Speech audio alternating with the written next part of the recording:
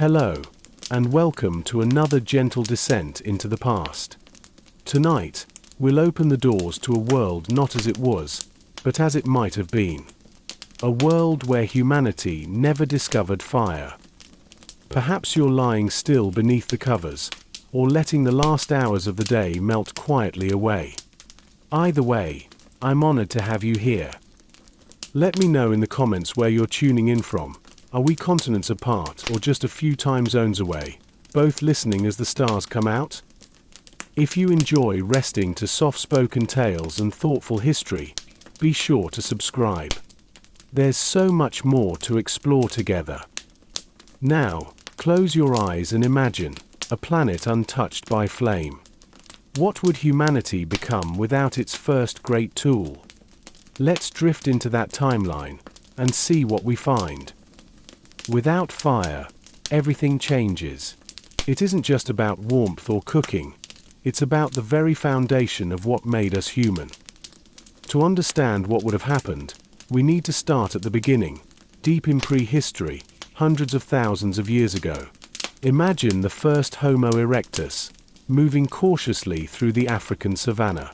In our timeline, they would have stumbled upon wildfire-charred branches, seen the glow, felt the heat, and over generations, learned to capture and control it. But in this alternate world, that spark never catches. No fire means no cooked food. That single change alters everything about the human body. Cooking breaks down tough fibers, releases nutrients, and makes food safer and easier to digest. Because of cooking, our ancestors could eat more calories with less effort. This freed energy for brain development.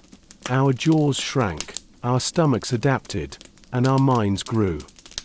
But without fire, evolution takes another path.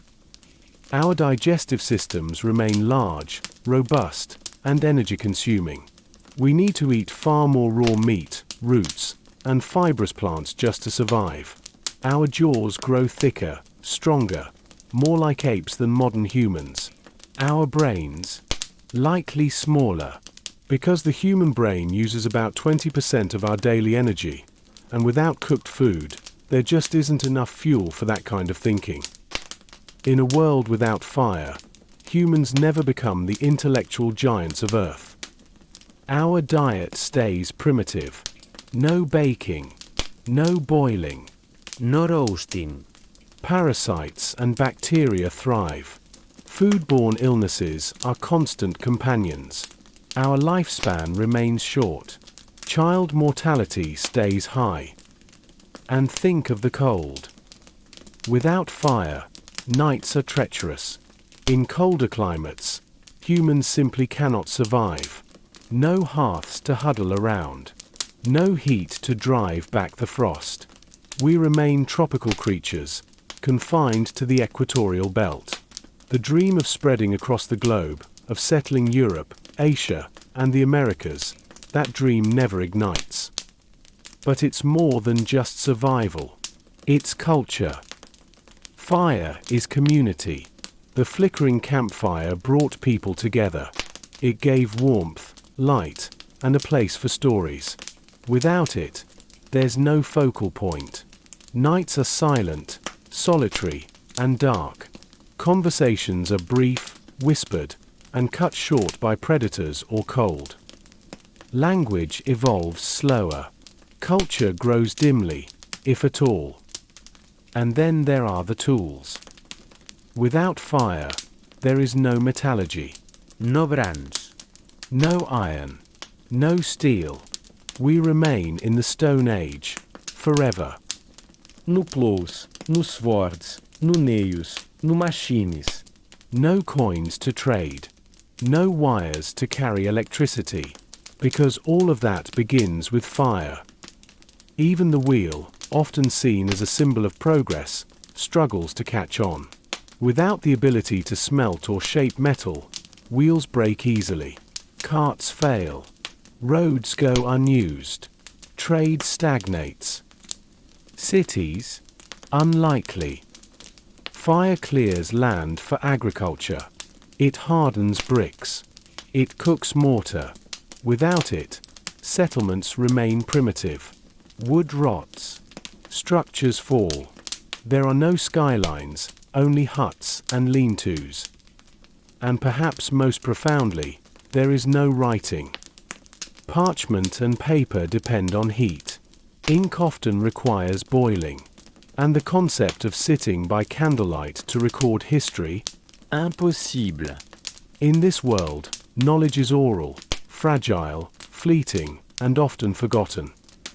This world without fire is not just darker, it's quieter, slower, smaller. Let's walk through it together. Imagine waking at dawn in a tropical forest. Your shelter is woven from palm fronds and vine. The night was long and full of sounds, howls, rustles, and the occasional splash of rain. You huddle close to others, not for warmth, but for protection. There's no fire to boil water. You drink carefully from streams, hoping the spirits keep you safe from illness. Your stomach churns often. Everyone's does. You've learned which plants cause the least pain, but no one's truly healthy. Breakfast is raw. A few berries. Some root you dug up yesterday. Maybe, if you're lucky, a piece of meat dried in the sun. Chewing takes time. A lot of time. The day is spent gathering, foraging, and moving. Always moving. Without farms or fire-cleared fields, you chase nature's rhythm. You cannot store food well. No jars. No cooked reserves. Spoilage is a constant threat. By dusk, the forest dims. The canopy above traps the last light. You find a place to rest. There's no campfire to guide you, just the fading glow of the sky and the sounds of others. There's no music, no stories, no warmth to gather around. You sleep early, not from peace, but from exhaustion and fear. Night is the realm of predators, and in a world without fire, their rule is nearly uncontested. A world without fire. Hello, and welcome to another gentle descent into the past. Tonight, we'll open the doors to a world not as it was, but as it might have been. A world where humanity never discovered fire. Perhaps you're lying still beneath the covers, or letting the last hours of the day melt quietly away. Either way, I'm honored to have you here. Let me know in the comments where you're tuning in from. Are we continents apart or just a few time zones away, both listening as the stars come out? If you enjoy resting to soft-spoken tales and thoughtful history, be sure to subscribe. There's so much more to explore together. Now, close your eyes and imagine a planet untouched by flame. What would humanity become without its first great tool? Let's drift into that timeline and see what we find. Without fire, everything changes. It isn't just about warmth or cooking. It's about the very foundation of what made us human. To understand what would have happened, we need to start at the beginning, deep in prehistory, hundreds of thousands of years ago. Imagine the first Homo erectus, moving cautiously through the African savanna. In our timeline, they would have stumbled upon wildfire-charred branches, seen the glow, felt the heat, and over generations, learned to capture and control it. But in this alternate world, that spark never catches. No fire means no cooked food. That single change alters everything about the human body. Cooking breaks down tough fibers, releases nutrients, and makes food safer and easier to digest. Because of cooking, our ancestors could eat more calories with less effort. This freed energy for brain development. Our jaws shrank, our stomachs adapted, and our minds grew. But without fire, evolution takes another path. Our digestive systems remain large, robust, and energy-consuming. We need to eat far more raw meat, roots, and fibrous plants just to survive. Our jaws grow thicker, stronger, more like apes than modern humans. Our brains, likely smaller, Because the human brain uses about 20% of our daily energy, and without cooked food, there just isn't enough fuel for that kind of thinking. In a world without fire, humans never become the intellectual giants of Earth. Shadows of civilization. Our diet stays primitive. No baking, no boiling, no roasting. Parasites and bacteria thrive. Foodborne illnesses are constant companions. Our lifespan remains short. Child mortality stays high. And think of the cold. Without fire, nights are treacherous. In colder climates, humans simply cannot survive. No hearths to huddle around. No heat to drive back the frost. We remain tropical creatures, confined to the equatorial belt. The dream of spreading across the globe, of settling Europe, Asia, and the Americas, that dream never ignites. But it's more than just survival. It's culture. Fire is community. The flickering campfire brought people together.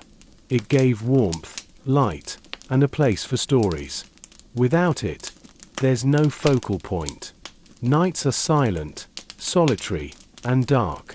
Conversations are brief, whispered, and cut short by predators or cold. Language evolves slower. Culture grows dimly, if at all. And then there are the tools. Without fire, there is no metallurgy, no bronze, no iron, No steel. We remain in the Stone Age, forever. No plows, no swords, no nails, no machines. No coins to trade. No wires to carry electricity. Because all of that begins with fire. Even the wheel, often seen as a symbol of progress, struggles to catch on. Without the ability to smelt or shape metal, wheels break easily. Carts fail. Roads go unused. Trade stagnates. Cities? Unlikely. Fire clears land for agriculture. It hardens bricks. It cooks mortar. Without it, settlements remain primitive. Wood rots. Structures fall. There are no skylines, only huts and lean-tos. And perhaps most profoundly, there is no writing. Parchment and paper depend on heat. Ink often requires boiling. And the concept of sitting by candlelight to record history? Impossible. In this world, knowledge is oral, fragile, fleeting, and often forgotten. This world without fire is not just darker, it's quieter, slower, smaller. Let's walk through it together. Imagine waking at dawn in a tropical forest. Your shelter is woven from palm fronds and vine. The night was long and full of sounds, howls, rustles, and the occasional splash of rain. You huddle close to others, not for warmth, but for protection. There's no fire to boil water. You drink carefully from streams, hoping the spirits keep you safe from illness. Your stomach churns often. Everyone's does. You've learned which plants cause the least pain, but no one's truly healthy. Life without the flame. The sun rises over the canopy, a dull orange hue spreading across leaves still wet with dew. In this fireless world, the day begins not with warmth or brewed drinks, but with the same rhythm of caution, hunger, and movement that define the lives of your ancestors, and your ancestors' ancestors. You stretch your limbs slowly, joints stiff from the hard earth beneath. There are no woven blankets, no fire-warmed stones to ease your sleep. You slept in shifts, ears alert for the low growl of predators or the hiss of snakes in the underbrush. Your first task is water. Without boiling, every sip carries risk. The rivers are shared with every animal in the region, and unseen threats, bacteria, parasites, invisible to the eye, wait patiently. Illness is not a rare occurrence here. It's a part of daily life. Diarrhea, infection, parasites, these are the companions of raw nature. Your group is small. maybe 15 people, scattered along a game trail. You move as one organism, whispers, gestures, sharp eyes watching. Without fire, your ancestors never became dominant through weapons or fear. Instead, they became silent, careful, and enduring. There are no dogs. Domestication required warmth, comfort, shared food, and firelight. In this timeline, wolves remain wolves, distant shadows at the edge of your awareness. The companionship, protection, and loyalty of dogs never emerge. Nor do domesticated cats, pigs, goats, or chickens. Every animal remains wild, dangerous. Your tools are stone, bone, and sharpened wood. No spears hardened in flames. No arrows tipped with metal. Traps and ambushes are your best tools, but even these are basic. Hunting is slow, brutal, and inefficient. So you forage. Roots, fruit, grubs. You dig with hands, with sticks, with rocks. Your stomach needs to stay full. Your body demands fuel to process the raw food, the tough fibers. You chew constantly. Some days, the chewing is enough to make your jaw ache. In this world, the human jaw remains massive. Teeth are wider. Faces are flatter. Your entire skull is shaped by what you must do to survive each day. And meat, raw meat, comes rarely. When it does, it's eaten fast. There's no preservation, no drying over a flame. If a kill is made, it must be consumed quickly. Flies descend within minutes. Bacteria spreads within hours. The gut of the animal is avoided. It's too dangerous. But there's little understanding of germs here. Everything is trial and error, memory passed in fragments from the elders. Even time itself feels different in this world. Without fire, night is a wall, a full stop at the edge of every day. You live in the hours of sunlight, and retreat at dusk. There are no stars studded by firelight. No celestial navigation. No mythology passed in long fireside stories. Nighttime is a void, filled with rustles, danger, and the unknown. So you worship the sun instead. Daylight becomes sacred. Light means safety. You rise with it. You move under it. You fear its departure. In some groups, perhaps, rituals emerge, gestures or chants to beg the sun to return. In a fireless world, the sun is your only flame. And what of bonding? What of love? Without fires to gather around, social structure remains small and scattered. Group sizes stay limited by proximity and survival. There are no great tribes, no complex communities. Language evolves, yes, but slower. Without a central place to gather and share stories, words are limited. You speak in short phrases. Gestures and silence dominate communication. Children are born often, but many do not survive. Without warmth to ease fevers or cook roots into porridge, infants are vulnerable. Mothers age quickly. Grief is common, but unspoken. There are no songs for the dead, no fires to burn their bodies. The deceased are left to the earth or hidden from scavengers. Seasons pass. Generations pass. You begin to notice, slowly, across centuries, that progress is slow. Some tools improve. Knots become stronger. Baskets are woven tighter. But there is no fire to trigger leaps. No pottery hardened in flame. No metal to revolutionize agriculture or warfare. No controlled environment to experiment or refine. The forest remains dominant. You live inside it, not above it. Every change must come from the environment itself. A flood might drive your group to higher ground. A drought may force you to follow the migration of deer. But you do not shape nature. You do not clear it. You do not bend it to your will. You are a passenger in the wild. And as the centuries roll on, larger questions loom.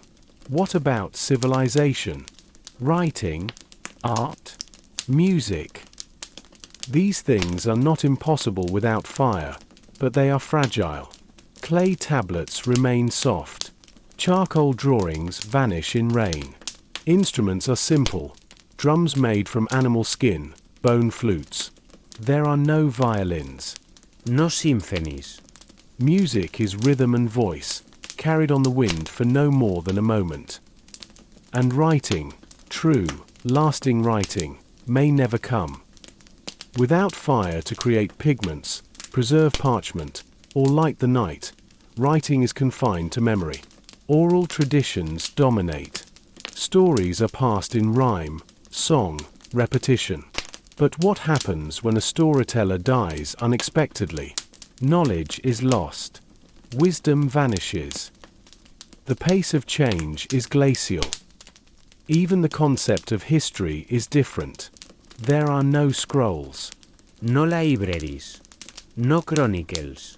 Your story is told face to face, generation to generation, with only the stars above and the trees around you to witness it. And so we pause here, in this fireless world, and ask, what becomes of humanity?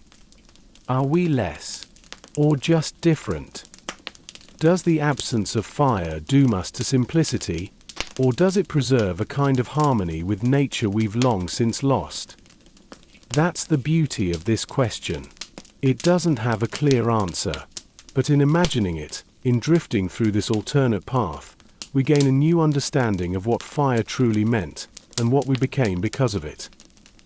Civilization in the shadows. As you drift deeper into this alternate timeline, you begin to notice the strangest thing, not the absence of fire, but the absence of memory. Not just personal memory, but collective memory. History itself becomes smoke without a flame to preserve it. In our world, fire was the great archivist. It hardened clay into tablets. It smelted bronze into coinage stamped with kings' names. It burned in lamps that allowed scribes to record laws long after the sun had set. In this other world, however, memory lives in flesh alone, in the minds of elders and the whispers of children around them. But flesh is fleeting, and so, knowledge decays. The very idea of progress, of stacking one generation's discovery atop another's, is more dream than structure. Without writing, without preserved materials, each innovation risks being lost with the innovator. Discover how to weave a finer basket. If you fall ill before teaching it, the knowledge dies with you. Now imagine how this changes power. Without fire, there are no thrones, no gold melted into crowns, no kingdoms carved in stone. Leadership remains primal, elders, hunters, mothers. Power is immediate, personal, and deeply vulnerable. There are no laws codified in ink, no contracts etched into permanence. Everything depends on memory and trust. Trade exists, but it is severely limited. In a world without metal tools or sealed containers, merchants cannot carry goods far without spoilage or loss. Boats are carved from fallen logs, not shaped with fire and tar. Roads are trodden paths at best.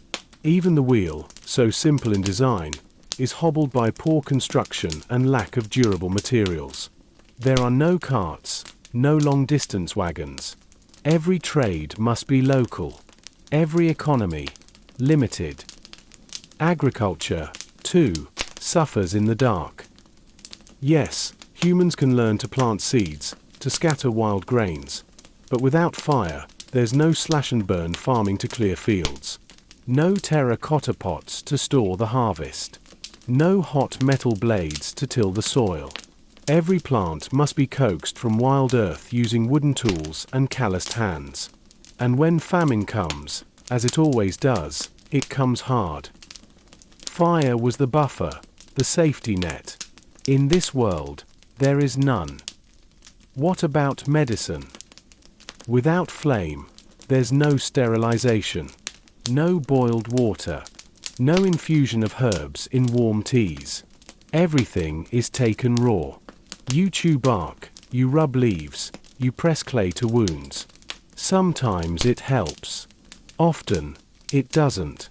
Infections are common and fatal. Birth is dangerous. Surgery is unthinkable. And yet, life continues. Because even without fire, humans adapt. Not through dominance, but through endurance. They learn to read the patterns of the stars, not to navigate oceans, but to anticipate the seasons. They build homes from mud and vine. They tame grasses and follow herds, and develop languages full of gesture, tone, and nuance. They don't light the night, but they live within its rhythm. And slowly, something beautiful begins to emerge. Art. Yes, even in darkness, the human spirit reaches for expression. You find carvings on stone, primitive but evocative. You see circles drawn in soil, patterns etched with bone, beads strung together from shell and tooth. There are no bonfires for ritual dances, but there are still rituals, performed beneath the stars, accompanied by drums, chanting, and movement. Music becomes a language of its own. Without fire to distract or dominate, the voice becomes the instrument of the people. Songs pass stories from one generation to the next. Each village, each group, develops its own unique rhythm, a fingerprint made of melody. Some tribes communicate across valleys with drum beats. Others sing their dead into the earth, letting their memories echo into the night. Even love finds a way. Courtship, tenderness, grief, these exist without heat, though they may feel colder. Lovers carve tokens instead of sharing candlelit moments. Children fall asleep to sung lullabies rather than flickering flames. And in the quiet, bonds form slowly but deeply. This fireless world is not barren. It's just slower, more delicate, and more vulnerable. Because when disaster strikes, when drought comes, when predators attack, when disease spreads, there is little margin for error. In our world, fire gave us resilience. Here, fragility reigns. Still, humans persist. Some communities gather near geothermal springs, learning to warm water from the earth itself. Others settle near the equator, where heat is plentiful. A few lucky tribes may even stumble upon natural wildfires, using scorched earth to their advantage, though never capturing the flame. But no one masters it. And so history unfolds in whispers. Quiet. Forgotten by the world, remembered only in song. And as you lie still, eyes closed, breath deepening, you might begin to feel a strange admiration for these people. Not because they built cities or flew machines, they didn't. But because they endured without those things. They found meaning in the rawness of nature. They lived not to conquer the world, but to coexist with it. No fire, no empire, just humanity, surviving in the dark. The future that never burns. Let's take a step even further forward in this shadowed world, a future formed not by firelight, but by moonlight. Thousands of years have passed. The forests have grown denser. The people, too, have changed. Their bodies are more adapted to a fireless life. Their skin is thicker, tougher against the elements. Their senses are sharper. Hearing has grown keen to detect the faintest rustle. Eyes are better suited to low light. In a world without artificial illumination, humans become twilight creatures, creatures of dusk and dawn. They know the stars like kin. The night sky is not a curiosity. It is a compass, a calendar, a myth. Constellations are alive with meaning. Stories are etched into the heavens, retold without ink or parchment. Entire belief systems are shaped by the slow sweep of Orion across the sky. Without telescopes, these are not scientific observations, but they are precise in their own way. Ancient people tracked the lunar cycles, the solstices, the equinoxes. They notice when the moon rises blood red. They predict eclipses using song and stone markers. A proto-astronomy is born, soft, oral, intuitive. Now picture a coastal people. They've learned to fashion crude rafts from driftwood and giant leaves. They don't have sails, or compasses, or torches, but they have memory. They hug the shoreline, navigating by rock and landmark. Some make it to islands. They bring no flame with them. They arrive with only what their minds and hands can carry. On these islands, societies diverge. Some become deeply spiritual, building great monuments of stone, not because they have chisels, but because they have time. Generations slowly polish rock with sand and water. A single pillar might take centuries, but they finish it. Not for gods of fire, but for gods of wind, of wave, of tree, and bone. Elsewhere, inland, a different kind of society emerges. In the great forests, clans begin to build in the trees. Elevated shelters strung together by vines. Without fire to protect the ground below, they take to the branches. Over time, their balance improves. Their limbs grow stronger. Tree dwelling becomes normal. A culture of height and perspective emerges, one where everything is seen from above.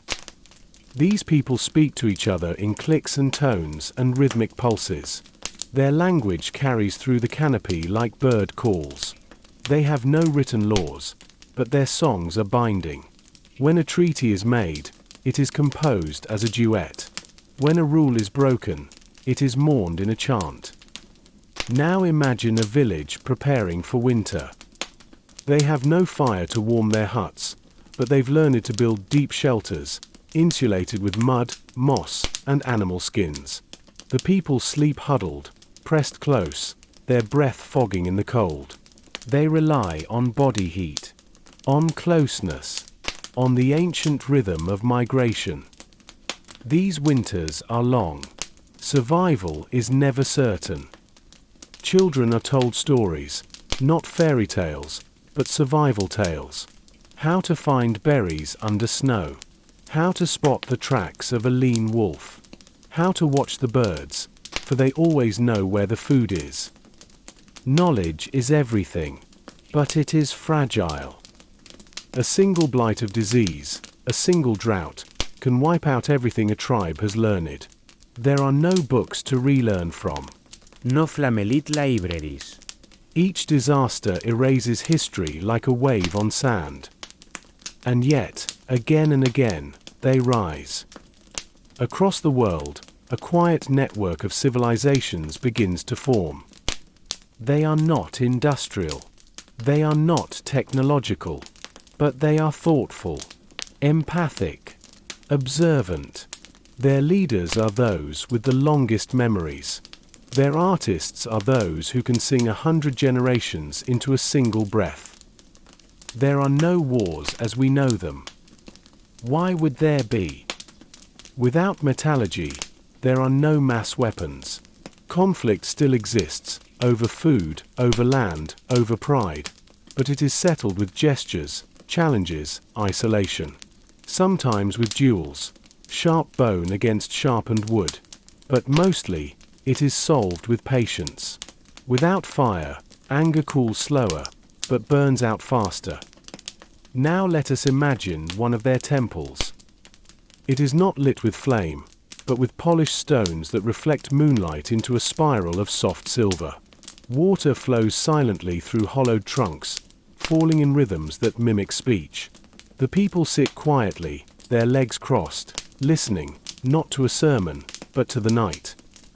They listen to the frogs, the breeze, the voices of ancestors retold in lullabies. A child asks, "Why don't we have fire like the animals of the sky?" An elder replies, because the sky knew we would forget the quiet if we had light. It gave us darkness, so we would learn to hear. This is the spiritual heart of a world without fire. One where wisdom is not written, but woven. Not taught, but remembered. Not owned, but shared. And what of the greatest questions? Would such a world ever advance? Would it ever reach the stars? Build machines? Cross oceans? Maybe not. Or maybe, slowly, quietly, it might. Fire was a shortcut, a powerful one, but it also led to destruction, war, industry, pollution, conquest. Perhaps, without it, humans take another path, one not of dominion, but of balance. A long, quiet path, one step at a time, listening, remembering, singing the world alive. And maybe that's a future worth imagining, not because it's better or worse, but because it's possible. And tonight, as you lie back, the fireless stars above you, and the breath of 1,000 generations behind you, you can drift to sleep in that world. A world shaped not by flame, but by time, patience, and the soft strength of human endurance. A world without invention. In our world, invention came in waves, ignited, quite literally, by flame. The spark of fire led to the forge. The forge led to tools. Tools led to cities. Cities led to empires. But in this world we've been imagining, invention still exists, but it moves differently. It doesn't surge forward in revolutions. It meanders, like a river without banks. Slow, quiet, and often circular. A man discovers that soaked bark makes softer thread. He teaches it to his daughter. She weaves it into sandals. Generations later, the knowledge is forgotten. Then, one day, a child stumbles across the same bark, soft and pliable after rain, and the cycle begins again. This is a world where rediscovery replaces innovation. Without fire, nothing is permanent. Not tools, not memory, not power. And that impermanence becomes a philosophy. Whole cultures begin to adopt the idea that nothing should last too long. That to cling too tightly to the past is to invite loss. They let go of the concept of legacy. Instead, they honor the present. The act of doing, not the thing produced. This reshapes everything, even architecture. Structures are built to return to the earth. Homes are made from living trees, woven with vines and designed to crumble gracefully when abandoned. There are no ruins in this world. Just places where people once were, now absorbed back into nature's rhythm. Even clothing follows this principle. Without flame, there's no way to dye fabrics permanently. So clothes are colored with earth, leaves, crushed berries, hues that fade with time. Each garment tells the story of its age, not by design, but by decay. And yet, in these small, humble ways, artistry thrives. Some groups develop breathtaking oral epics, entire histories encoded in rhythm, tone, and gesture. A single tale may take days to perform. It is sung by the eldest members of a tribe and memorized by the youth over years. These performances become sacred acts, passed down like precious heirlooms of breath and voice. Elsewhere, musicians stretch animal skin over carved gourds, creating deep, resonant drums. Without fire to harden or tune them, each drum sounds slightly different, tied to its maker, its region, its climate. Music here is not standardized. It is alive, ever shifting. And though science as we know it struggles to exist, without paper, without preserved data, observation becomes an art. The people know when rain will fall by watching the birds. They track the growth of moss. They measure time by the length of shadows, the pattern of waves, the rhythm of cicadas. Their understanding of nature is not recorded in books, but encoded in behavior. This world is not stagnant. It breathes. It grows, not upward into towers of glass and steel, but outward into webs of knowledge, shared and forgotten, again and again. And then, one day, it happens. A child, curious, clumsy, strikes two stones together. A spark. A flash. It dies instantly, unnoticed. But it is there. And maybe, just maybe, in some future of this fireless world, it will happen again. And again. Until one day, someone remembers it, harnesses it, holds it. And for the first time in that long, long history, something burns. The heart of the flame that never was. Let us now sink deeper into this world, one where not only the spark, but the entire spirit of fire never arrived. And yet, human life continues, not in the blaze of cities or the heat of invention, but in the steady breath of living things, in the patient rhythm of the earth. Medicine, without flame. What is healing in a world with no heat? In our timeline, fire made medicine precise. It boiled water. It sterilized tools. It let us isolate compounds, distill extracts, purify tonics. But here, in the cool stillness of a fireless world, healing remains rooted in instinct and memory. Herbal knowledge becomes sacred, not just important, sacred. There are no written records. No enatemi textbooks. The body is a mystery observed only by surface signs. Fever, pallor, the tremble of a hand, the swelling of a wound. Illness is treated not by diagnosis, but by interpretation. A healer may place their ear to your chest and listen, not for lung infection, which has no name here, but for the rhythm of imbalance. They grind leaves between their teeth, test their bitterness, feel the energy it gives. Plants are known not by chemistry, but by feeling. And without heat to draw teas or compresses, medicine becomes raw and whole. Leaves are chewed directly. Roots are soaked in streams overnight. Poultices are cold, sticky, slow. Every treatment is intimate, direct, personal. There is no cure in this world, only balance. Only the slow encouragement of the body to return to what it was. And when healing fails, there is no intensive care, no antiseptic, no flame-sterilized scalpel.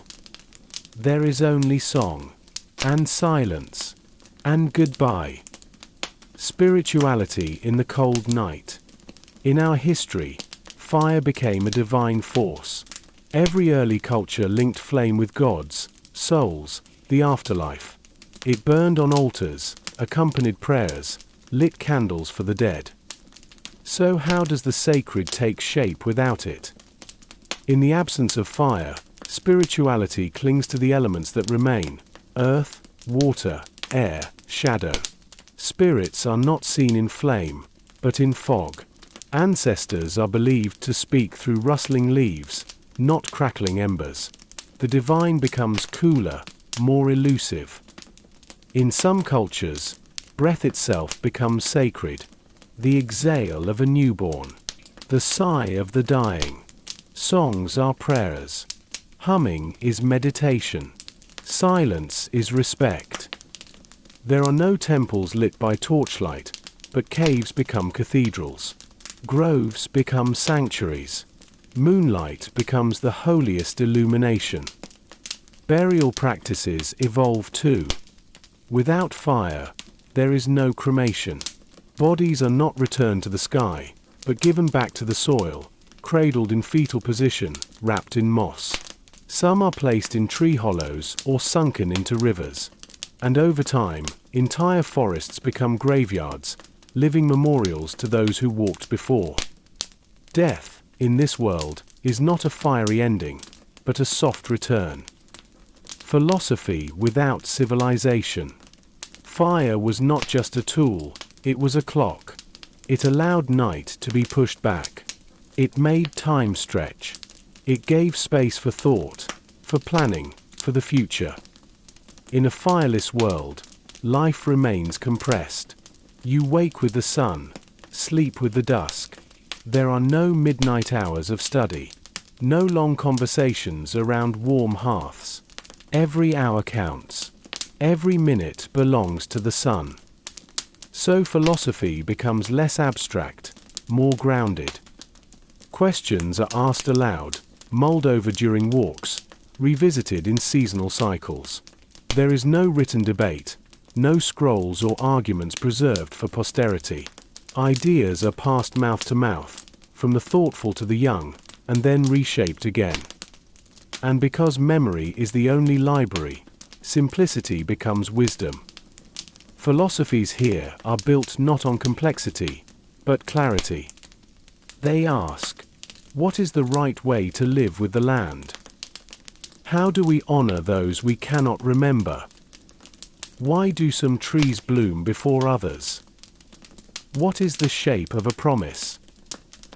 Without fire's focus on expansion, the great questions turn inward. The unlit city. Let's now imagine something rare, a gathering of clans.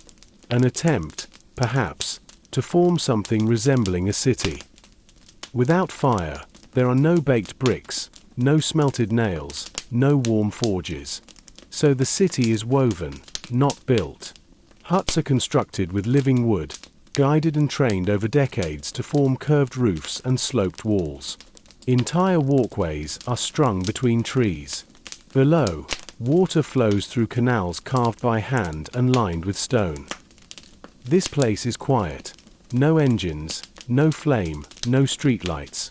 As evening approaches, people finish their work early. There is no nightlife in the city. Only sleep. Only dreams. But it is not primitive. Inside these living homes are baskets of cured nuts, carved instruments, dye-stained robes, and charms made from glassy river stones. There are schools here, not buildings, but spaces where the old teach the young, hour by hour, story by story. And in the center, not a fire pit, but a reflective pool. People come here to speak their truths. The surface of the water is treated like a mirror of the soul. You speak only when it is calm. You do not lie in front of it. It is said the pool remembers. This city has no written name, but it has rhythm, reputation, reverence. A different kind of knowledge. And now, let us look ahead, not to cities or machines or fire, but to the sheer breadth of understanding that still forms in this fireless world. People here know migration paths, not from charts, but from memory shared over 100 years. They understand the moods of plants, when a vine will bloom, when a fruit will poison. They hear the wind shift and no rain will fall within hours. They lack metallurgy, but they know exactly how much pressure splits a bone. They lack astronomy, but they know the moon cycles with perfect precision. They lack physics, but they can build shelters that survive storms. This is a different intelligence. Not written, not calculated, but lived. A knowledge tied not to the flame, but to the breath, to sensation, to a slow, enduring presence in the world. And perhaps that is its own kind of brilliance. The science that never ignited. In our world, science was born beside the fire.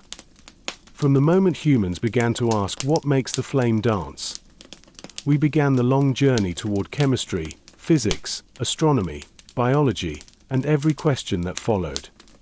But in this fireless world, what does curiosity look like? It's still there, still sharp, still restless, but it grows in a different soil. The child watching a glowing ember turn to ash never exists here.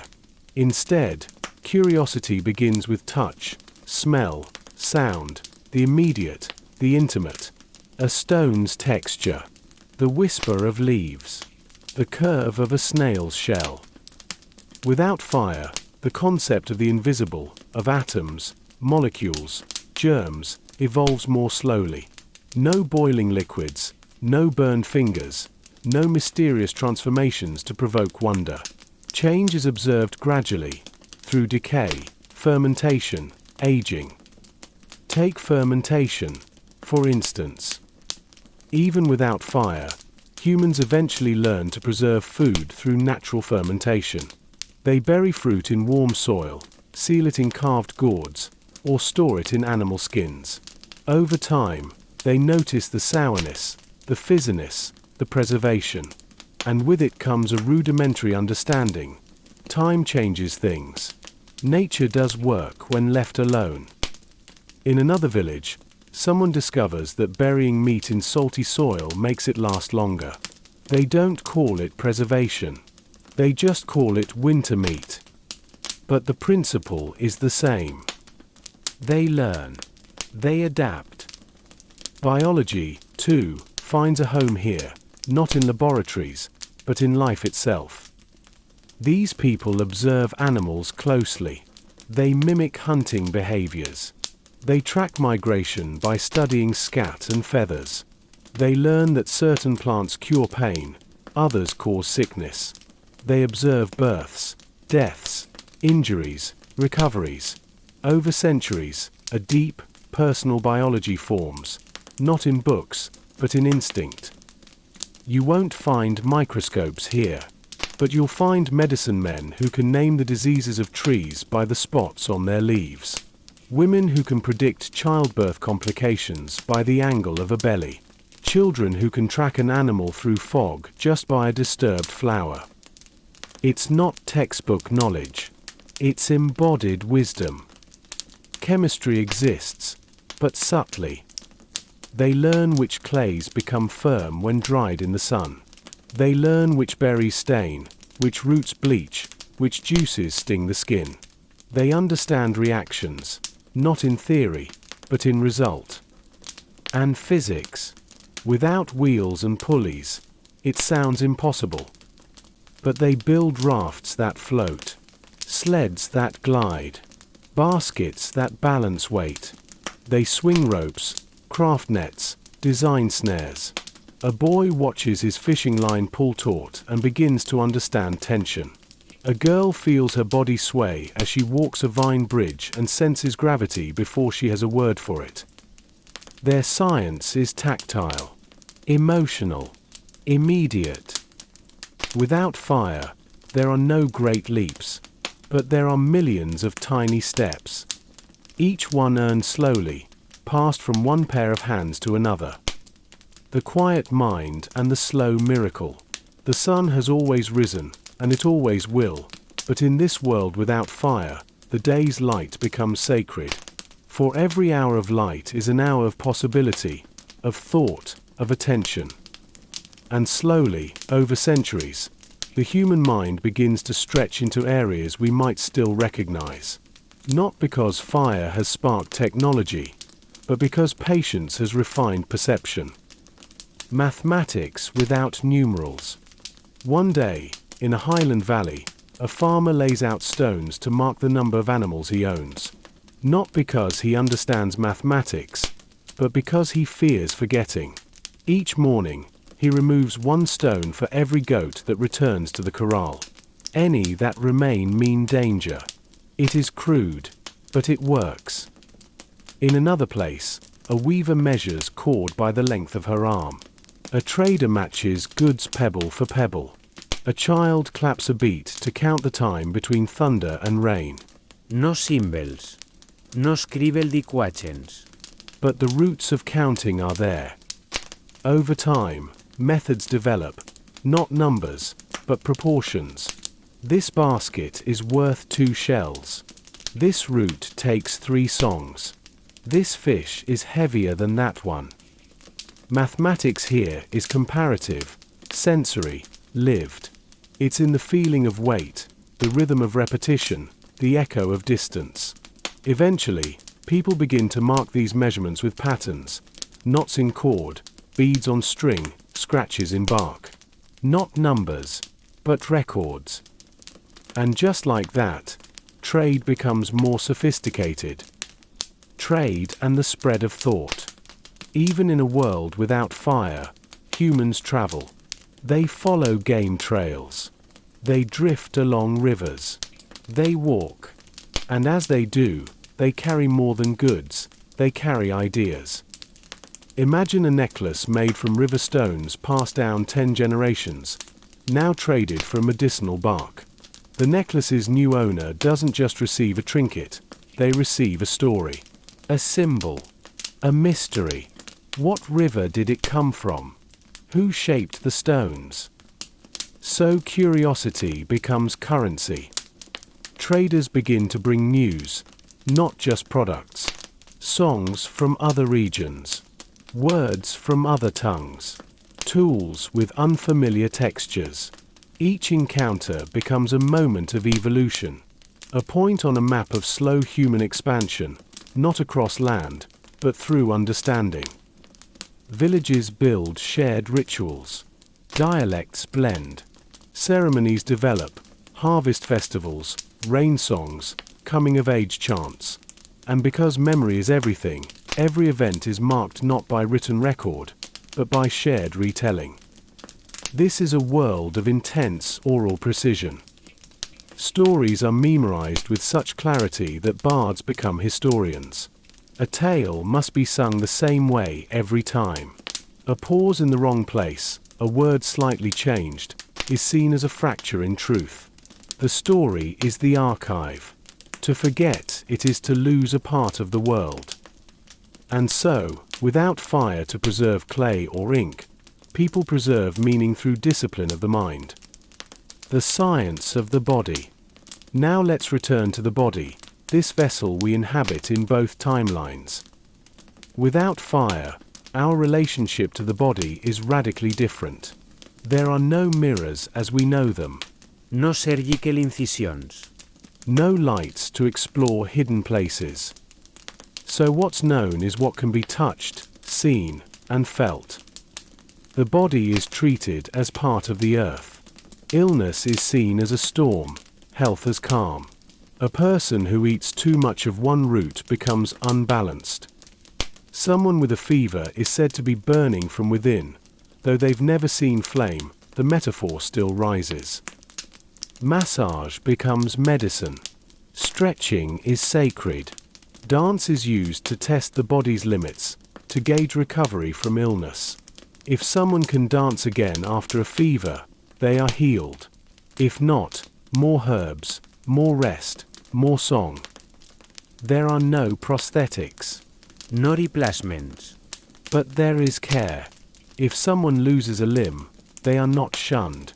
They are honored. Their survival is proof of the community's strength. Adaptation is communal, not mechanical. The stars above. Without firelight, the night sky is a blazing field of knowledge. And people study it, night after night. There are no telescopes, but there are watchers. Individuals who rise just before dawn or sleep just after sunset. They build stone markers to chart solstices, track migrations by constellation, predict tides and harvests by the phases of the moon. In some regions, these stargazers become revered. Not priests, but advisors. Their knowledge of the sky is passed on in coded verse and motion. A hand raised just so means the constellation is peaking. A blink and turn signals a coming storm. Eventually, certain stars are given names, not scientific labels, but personalities. One may be a wandering deer. Another, the eye of a hunter. The entire sky becomes a living mythos, part calendar, part morality tale. There is no written astronomy here, but there is awe. And in awe, there is knowledge. The moment before fire. And still, as the world grows older, as people learn and forget and learn again, the moment waits. Somewhere, eventually, someone will do what others have only almost done. They will strike flint against flint. They will blow on dry grass. They will watch it smolder. And this time, they will not let it go out. They will feed it, protect it, name it, and the world will change forever. But tonight, in this quiet, fireless moment, it has not yet happened. And maybe, just maybe, that's a good thing. Because it means we can linger a little longer here, in this softer world, where memory walks beside us, where knowledge grows like moss, where the stars are still the brightest thing we know. Meaning without flame. In our own history, the flicker of firelight was not just warmth, it was metaphor. It stood for knowledge, clarity, discovery. We see the light, we are enlightened, we burn with inspiration. Fire shaped how we understood wisdom itself. But what happens to meaning in a world where fire never comes? What happens to thought when the spark of light is not part of our lives, or our language? Let us return to this alternate earth, deep in its endless twilight, and listen. The shape of thought. Without written language, all thought must live inside the body. So instead of abstract philosophies composed in books or scrolls, we find philosophies of behavior, of rhythm, of ritual, of repetition. If a question cannot be remembered in song, it is considered too complicated to matter. And so, the most important ideas in this world are the ones you can live. Here, a philosophy might be this: walk only where the deer walk, and your feet will not sink. Or, the tree that waits longer bears sweeter fruit. These are not idioms. They are entire worldviews, compressed into proverbs, rhythms, fables, breath. People teach not by logic, but by example. Ethics are passed not through debate, but through story. You learn what is right by listening to the consequences of the past, not by reading history, but by hearing it from the mouths of those who carry it. Memory as morality. In this world, memory is the moral compass. Those who forget are not simply careless, they are dangerous. Forgetting a sacred story, a harvest rule, a burial song, could lead to disaster. So the greatest crime is forgetfulness, and the highest virtue is remembrance. To be wise is not to know many things, it is to remember the right ones. Some communities appoint carriers, individuals trained from childhood to memorize specific domains. One may know every healing plant. Another may remember every birth in the last 20 winters. Another, every boundary between tribes. Their memories are the law. To question them is rare. To take their place, you must first prove that you can carry what they carry, word for word, image for image. It is a heavy, beautiful burden. Ethics of the unwritten. Without fire, there are no prisons. No foury chance. No iron bars. So justice must be flexible, social, and immediate. When a wrong is done, it is not punished by isolation, it is repaired through ritual. If someone steals, they are brought before the circle. Their story is sung. The damage is described. The community decides on restoration, not retribution. A stolen basket might be repaid by a season of labor. A broken promise might require a year of song, for the promise must now be repeated, day by day, until trust is rebuilt. And if someone cannot be trusted, if they repeatedly harm or deceive, they are not locked away. They are forgotten. Their name is erased from stories. Their presence is not acknowledged. In a world where memory is everything, this is the ultimate exile. A life without narrative. A life unlived. Beauty in a fireless world. You might wonder, without flame, what becomes of art? The answer, it flourishes, but differently. There is no glass blowing, no fired pottery, no melted metals. Instead, beauty is found in materials that bend, twist, and decay. Leaves are braided into temporary crowns. Shells are etched with bone needles. Feathers are dyed with berry juice. Nothing lasts long, and that is part of the point. In fact, impermanence becomes a celebrated theme. One tribe builds intricate leaf sculptures, meant to last no more than 3 days. Another composes wind chime songs, heard only once a year when the monsoon passes. A third creates elaborate sand mosaics that wash away with the tide, rituals of beauty and goodbye. And music, always, is central. Without the drone of machines or the hum of electricity, the human voice is the most powerful sound in the world. Harmonies develop that mimic birdsong. Drums mirror thunder. Whistling becomes a language of distance and greeting. In this world, everyone sings. Not just performers. Not just artists. Everyone. Because to sing is to be remembered. To be real. The purpose of life without fire.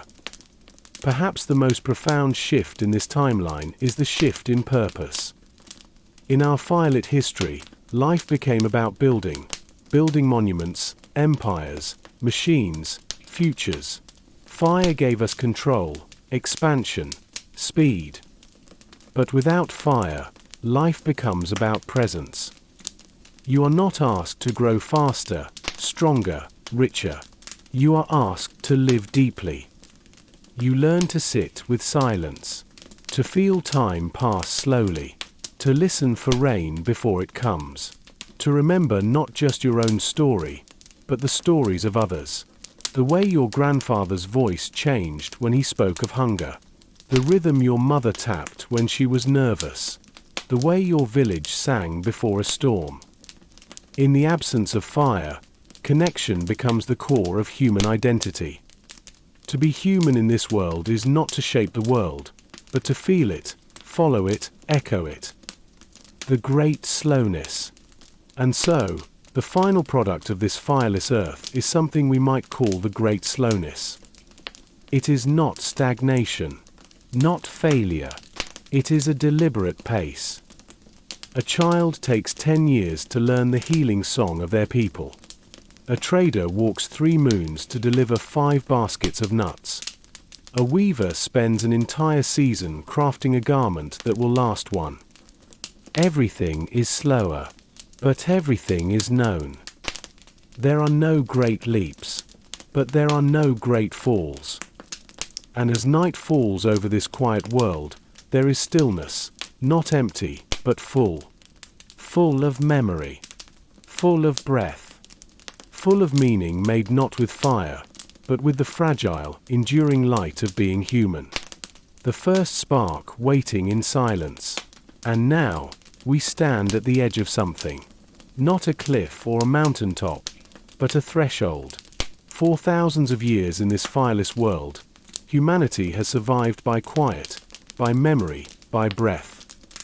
But history has a rhythm, and sometimes, without even meaning to, it begins to change. This is the story of the spark before the flame. The hint of fire. It starts slowly, as most things do here. A child in a windswept grassland stumbles across a scorched patch of earth. A lightning storm passed the night before. The child presses a finger to a blackened stick, warm, brittle, different. There's something strange about it. No flame remains, but the memory of heat lingers.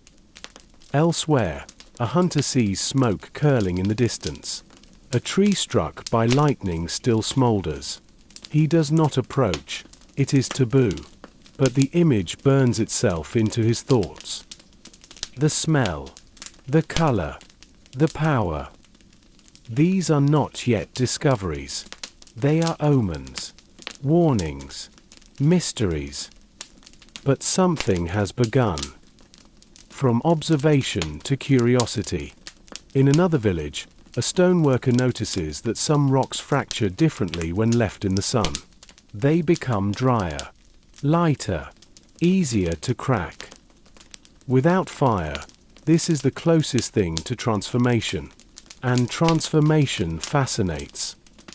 A healer buries herbs in heated sand and finds the taste changed. A woman rubs two dry twigs together out of boredom, noticing the warmth between her palms. A child snaps a dry branch and sees a tiny flash, just a glint of friction. These are not yet science, but they are something new. The world holding its breath. And here, for a while, we linger, in this strange moment between what was and what could be. The world is still fireless, but no longer unaware. The idea of heat is now present, whispered, danced around. Some tribes create myths of sun spirits trapped inside trees.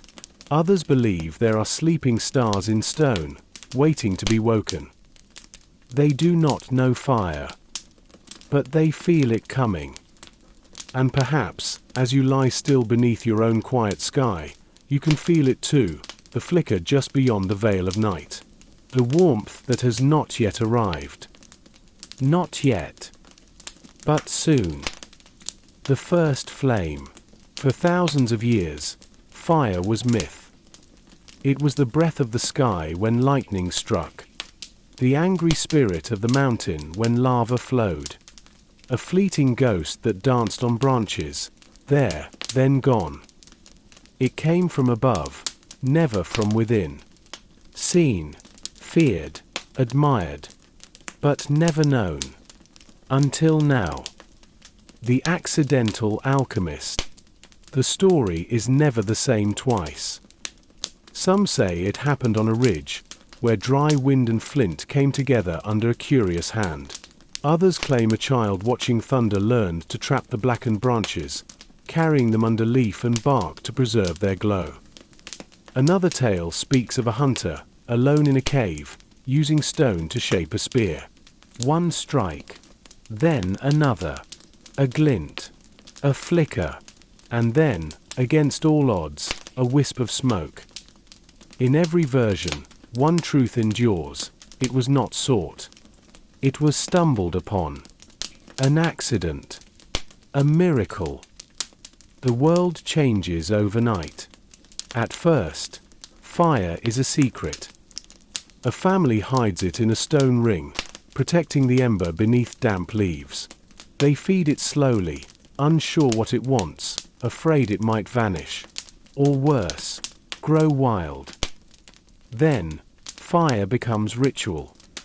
Its creation is reenacted in song. The stones used to strike it are named. A stick is chosen not for its dryness, but its lineage. Fire is treated like a guest, not just welcomed, but obeyed. And then, slowly, it spreads. From village to village. From coast to forest. Past like a whisper, like a prophecy. Not everyone believes it at first. Some see it as a curse. Others as a god. There are places where it is forbidden, where the memory of wildfire haunts too deeply. But resistance fades, as it always does when something powerful appears. Because fire does not simply change the world. It redefines it.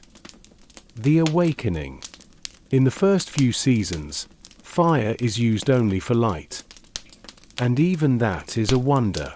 The night no longer swallows the end of the day. Conversations stretch past dusk. Songs are sung without fear of predators. The stars are no longer the brightest thing above. Then comes warmth. The sick recover faster. The old no longer shiver through the long rains. Infants survive where once they did not. Entire migrations change, as humans push further into colder lands, carrying the sun with them. Then comes food. Cooked meat. Boiled roots. For the first time in all of history, the stomach is given rest. Parasites die in flame. Bitter plants soften. The body gains more from less. Hunger loosens its grip. And with it, something deeper changes. The mind clears. For fire doesn't just ease digestion, it frees time. Time to think, to dream, to remember. And so the old stories change. Where once a people had only survival, now they begin to have vision. They imagine things not yet seen, tools not yet carved, journeys not yet taken. They sit by firelight, not just to warm, but to wonder. And wondering leads to everything else. New rituals, new questions. Villages redesign themselves. The center is no longer a pool or a tree, it is the hearth, the fire circle, the place of warmth and meeting.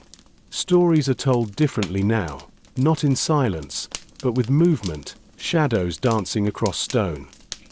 New symbols emerge, spirals of smoke, triangles of flame, the glowing eye. Children draw them in ash on skin, in soot on bark. Fire is no longer myth, it is identity. Philosophies begin to shift. Where once patience was the highest virtue, now it is mastery. The one who controls fire is seen as blessed, wise, powerful. And with that power comes choice. For fire can build, but it can also destroy. The first temptation. The balance wavers. A forest is burned to make way for fields. Clay is hardened to make tools. Animals are driven into flame-walled traps. Life becomes easier, but also riskier. Faster, but less stable. Some resist. Elders warn of forgetting the old ways. That fire is a servant, not a master. That silence must still be honored.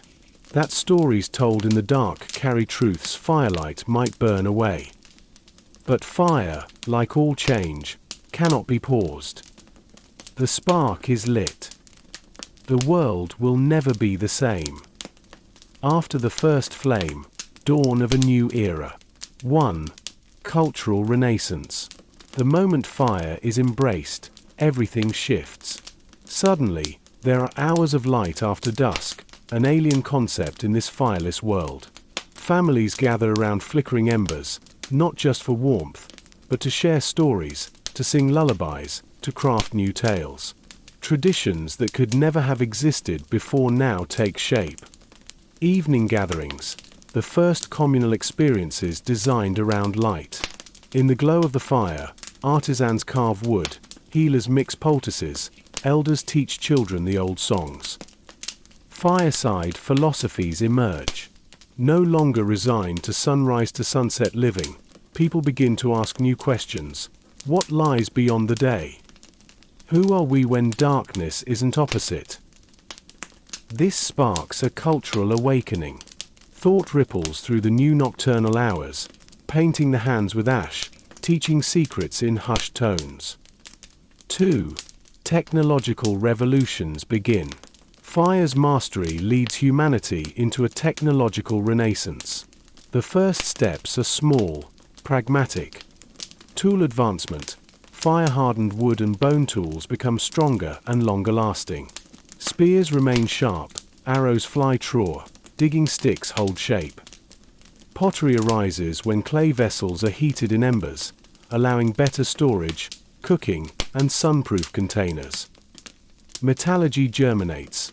With repeated experimentation, metal ores are identified. Bronze-like alloys emerge. A new class of craftsmen arises: bronze workers, metal shapers, torchbearers. Trade transforms. Pottery and metal tools become valuable. Journeys lengthen, and weeks of travel are rewarded with rare pottery shards, shells, copper flakes. 3. Sedentism and settlement. For the first time, villages become permanent. Fire demands safety. Embers must not escape. Hearths shape homes. Architecture evolves. Stones are used to create fireplace rings and ventilation systems. Dwellings are insulated, floors leveled, smoky chimneys channeled. Agricultural revolution accelerates. With fire, land is cleared via controlled burns. Crops flourish. Storage increases. Seasonal movement gradually gives way to year-round habitation. Communities grow. 4. Religion and ritual reignite. Fire is sacred, powerful, mysterious. New rituals form around flame: birth, harvest, grief, victory, all now have leaping tongues at their center. Chimneys become altars. Bonfires become symbols of renewal.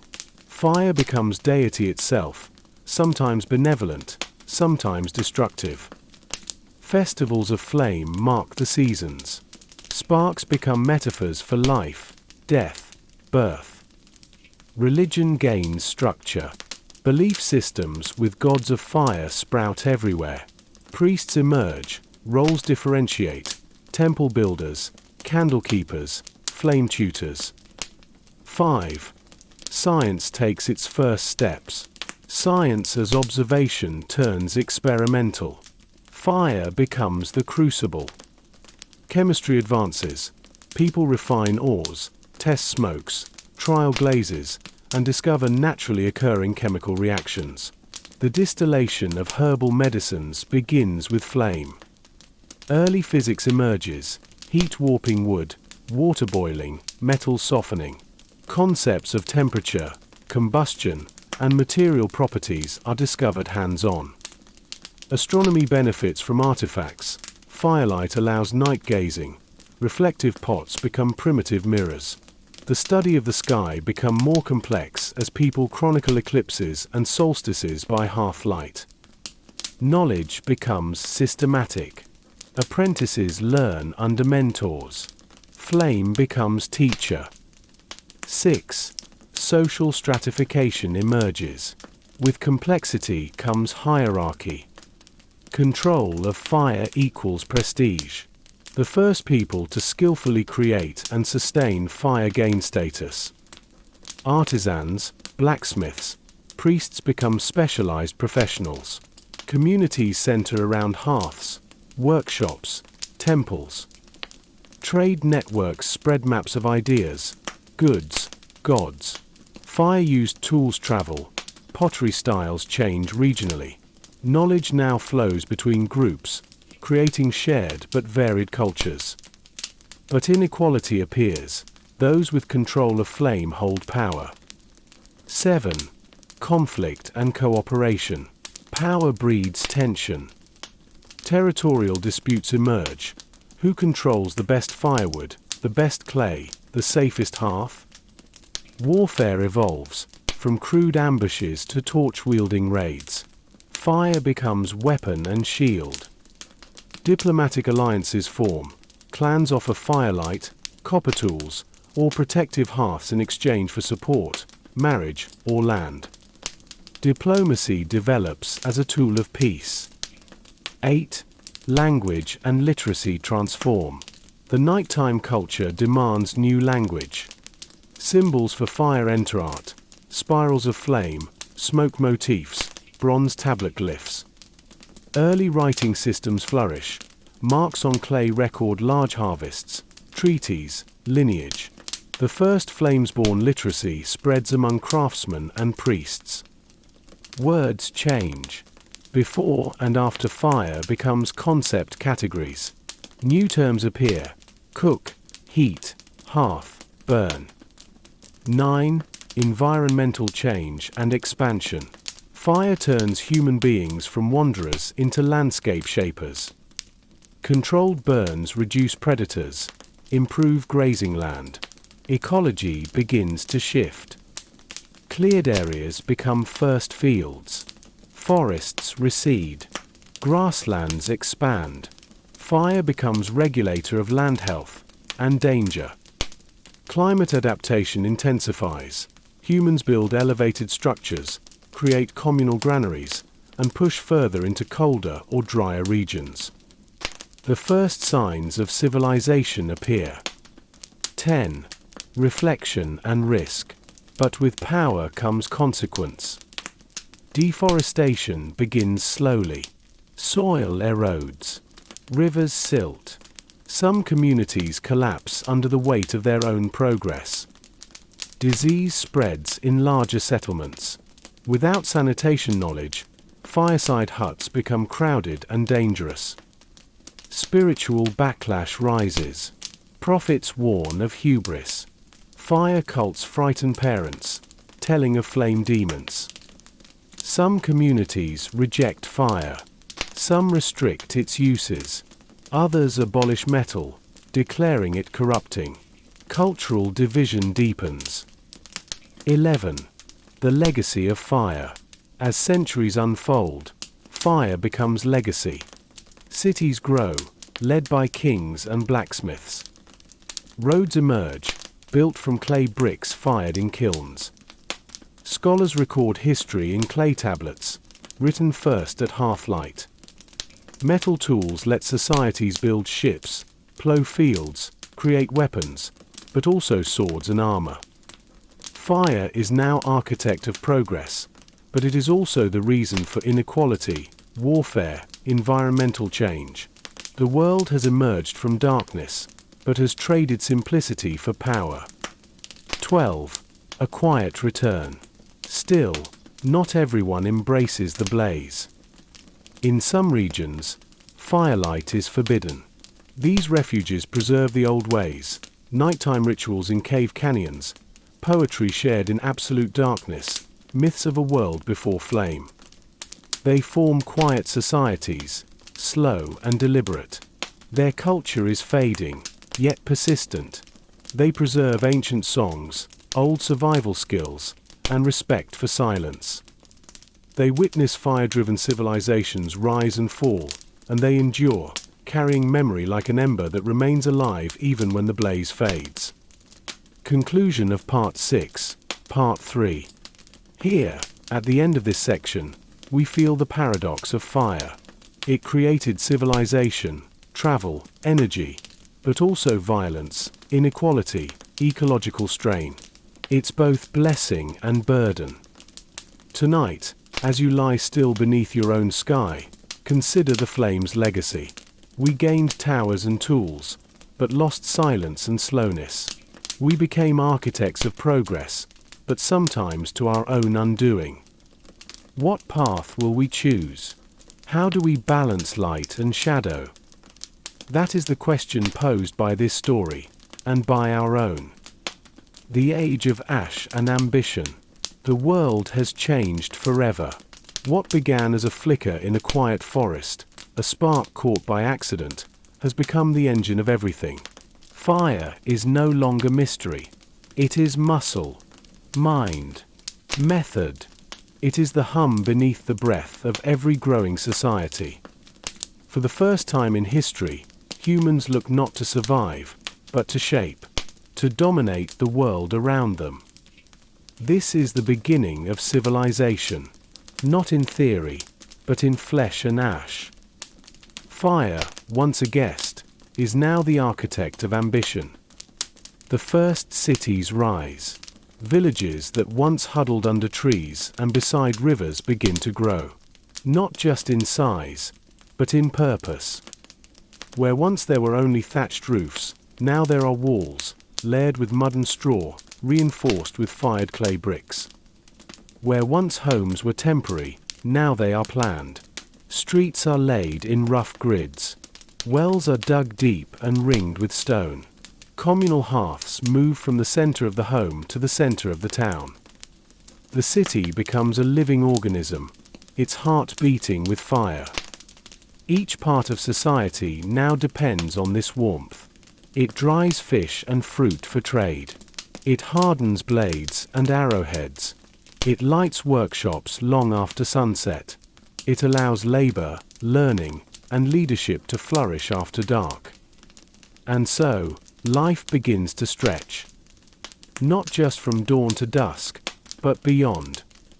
Time expands. Before fire, time was simple. Work by day, sleep by night. The calendar was governed by the stars, the sun, and the seasons. But now, time fragments, divides, specializes. A baker begins the day before dawn. A blacksmith works long past dark. A scribe copies sacred texts in lamplight, while a guard walks the city wall by torch. The world no longer rests all at once. People move in shifts, schedules, roles. Civilization's heartbeat quickens. And with it, memory changes. Writing is born. Oral tradition was once enough, but fire demands more. Cooking recipes, trade records, marriage pacts, temple laws. These cannot be trusted to the tongue alone. So symbols emerge. Charcoal marks scratched into bark, dots on fired tablets, clay etched before it dries. Memory is no longer carried in heads alone, but in hands and marks. The first writing is practical, lists, debts, inventories, but it grows. Soon, laws are carved into stone. Stories are inked with soot and oil. Songs once sung by memory are now copied. Literacy becomes a new kind of fire, one that carries light into minds. The rise of specialization. In a fireless world, everyone did everything: hunting, cooking, crafting, building. But now, roles diverge. The potter spends all day by the kiln, perfecting form and glaze. The smith stands at the forge, hammering bronze in rhythm. The scribe ink stains their fingers, translating speech into symbol. The priest guards the temple fire, feeding it oils and prayers. The king gives commands, signs scrolls, and orders war. This is the birth of social structure, not born of blood, but of flame. Power now flows not from strength alone, but from what you do with fire. The monuments begin. With surplus food and specialized labor, a new dream takes shape: permanence. Humanity begins to build not for shelter, but for legacy. Temples stretch toward the sky. Walls thick enough to outlast storm and siege. Statues cast in metal, their surfaces gleaming in torchlight. Roads paved with stones, warm from the day's heat. Flame lets us reshape not just the moment, but the earth itself. The fire of imagination becomes the fire of stone and bronze. Kings of flame.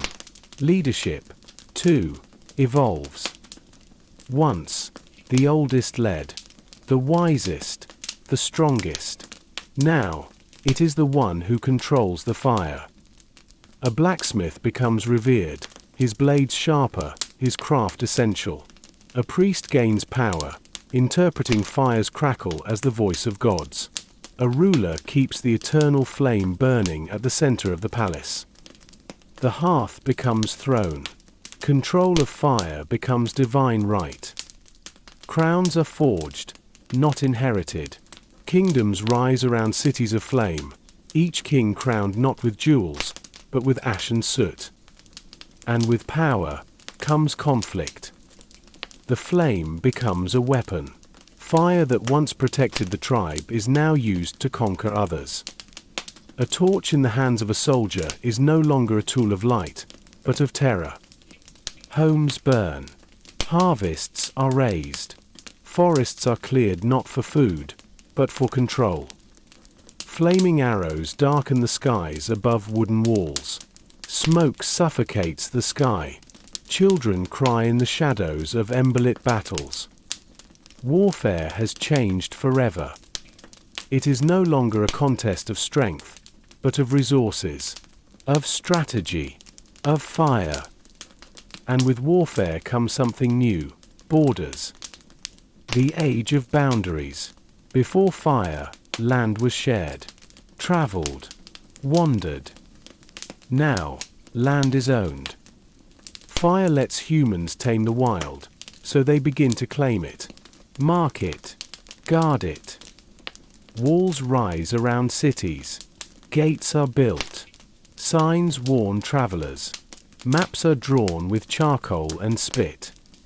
Territory becomes sacred, not for its beauty, but for its yield.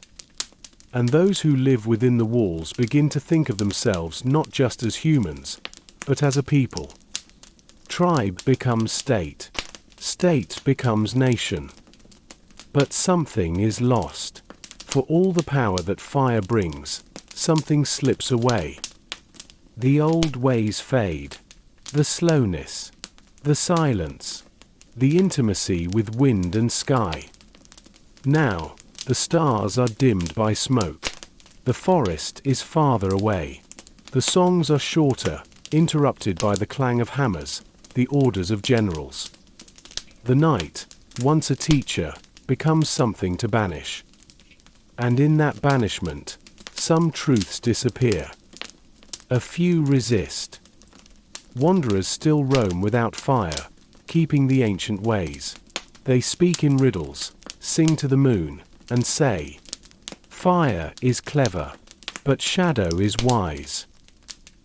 They are mocked, feared, forgotten, but they remember. The echoes of empire. Civilization has ignited.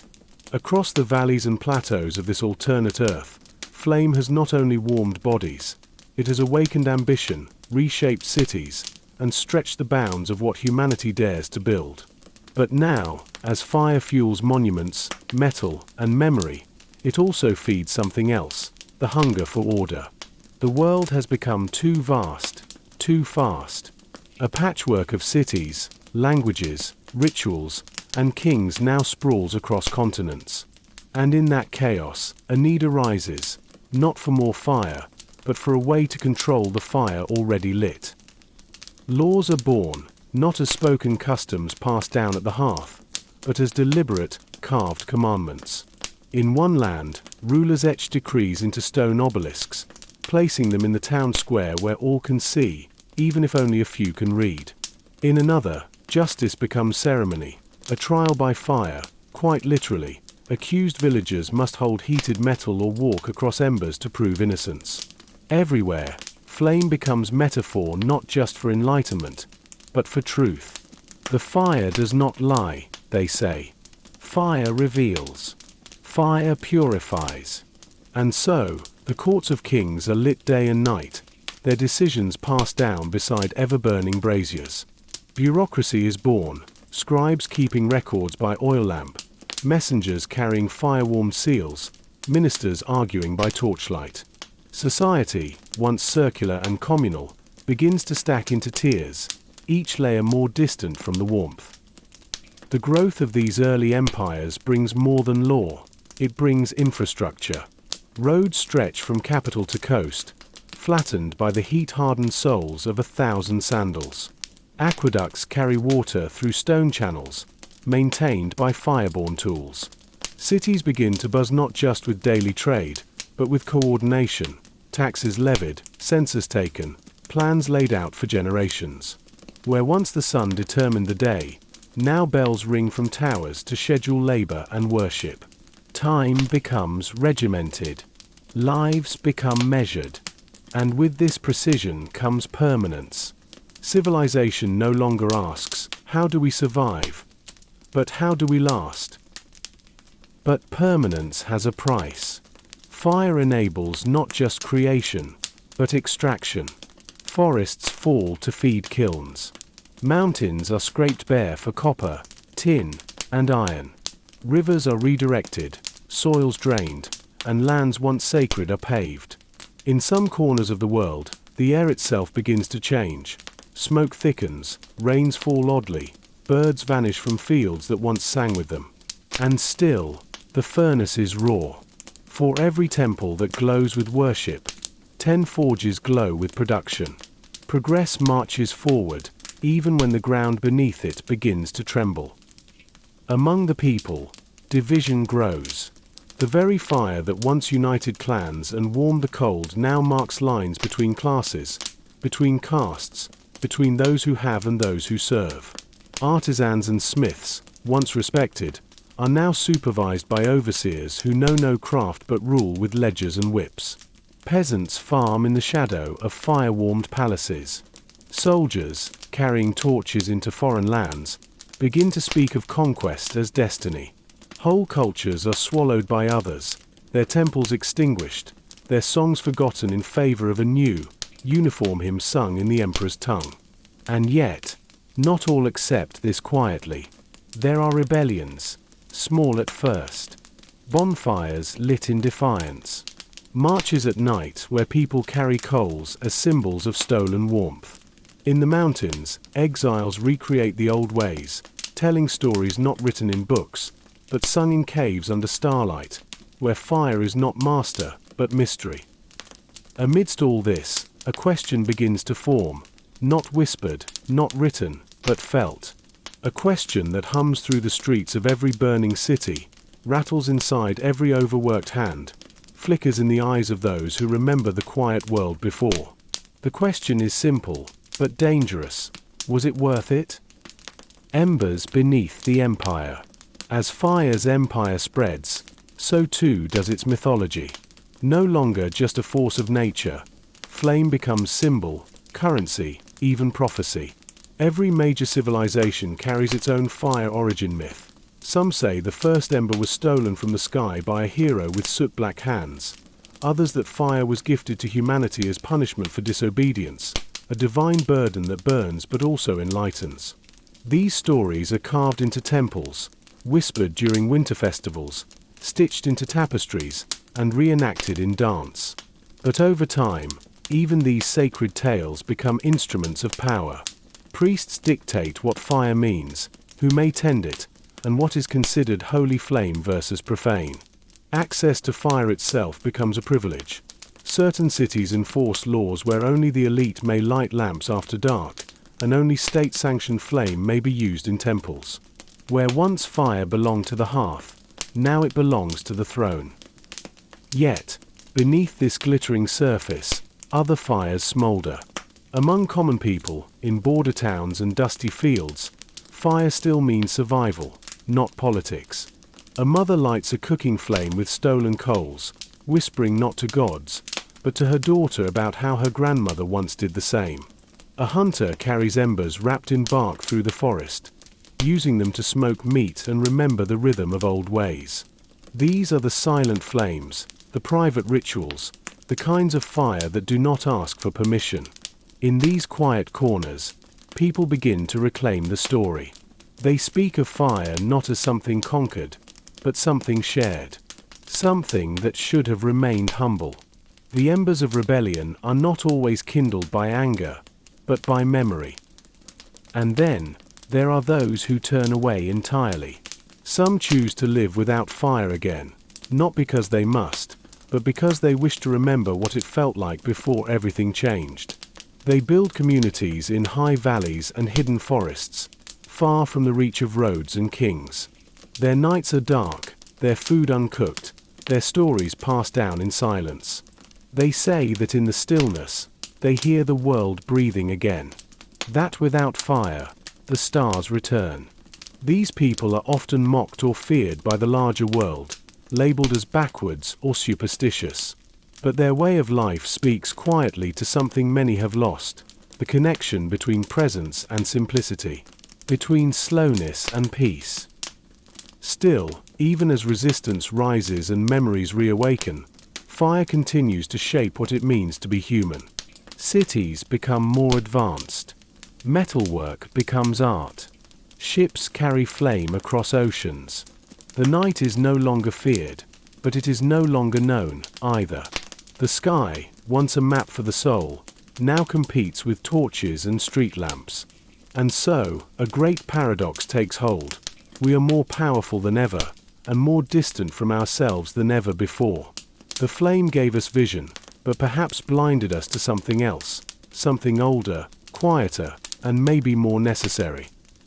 And yet, all is not lost, because fire, for all its changes, still contains memory. In its flicker, there is history. In its smoke, a path. We only need to pause and watch, to listen, to remember.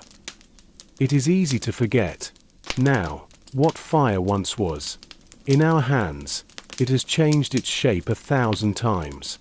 From the cautious spark of prehistoric wanderers to the roaring furnaces of empire, fire has always been more than heat. It has been identity, revolution, consequence. And now, as humanity stands on the brink of modernity, that ancient force hides inside wires and engines, turbines and satellites. Its light is no longer sacred. It is constant. Its warmth is no longer personal. It is programmed. But even so, it has never stopped shaping us. In this new age, the age of oil and industry, of circuits and computation, fire's most visible form is gone. No longer does each household tend a hearth. No longer do we see the orange glow and understand it as life.